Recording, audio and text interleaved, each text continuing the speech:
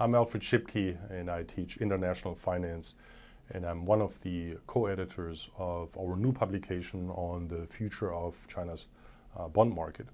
The question might be a little bit of, why should anybody be interested in China's bond market? And the answer is multifold. On the one end, in 2018, China had its 40th anniversary of its reform and opening up policies, which put the country on a path to becoming the largest economy, absence of major shocks, by 2030. At the same time, China's financial sector has developed very rapidly. Today, the largest banks are Chinese banks in the world. Its equity market is already the second largest. And the bond market, which is the focus of this book, is already the third largest in the world.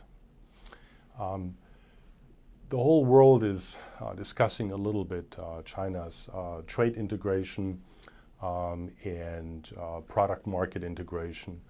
But I think it's our view that over the next decade, it will be all about financial sector integration, which will be beneficial for investors, better allocation of resources, both for China and the globe, but of course will also bring challenges.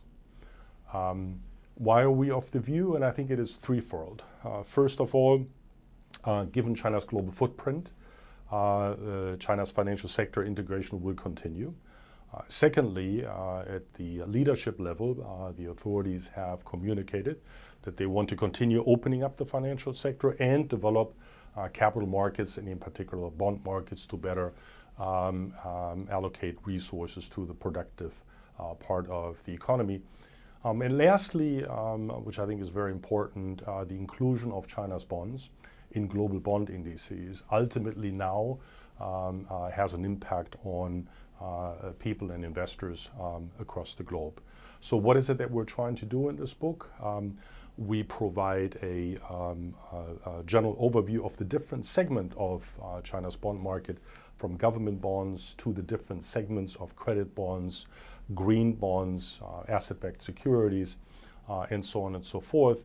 And then using empirical analysis, identifying areas where distortions exist, where the market needs to develop further. These range from further opening up the bond market to removing obstacles for domestic and foreign investors. But they also include complementary reforms that are critical for the sound and healthy development of the financial sector and the bond market, which range from removing implicit guarantees in order to have better risk pricing to better communication, because investors across the globe want to have a clear view of where developments are going. What is so unique about this book is that it brings together academics, Chinese policymakers and regulators, the private sector, and staff from the IMF to bring to bear both institutional detail, international experience, and rigorous economic analysis.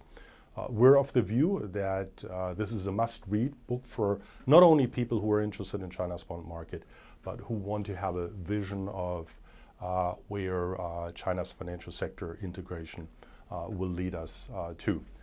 We're convinced that you will enjoy reading the book.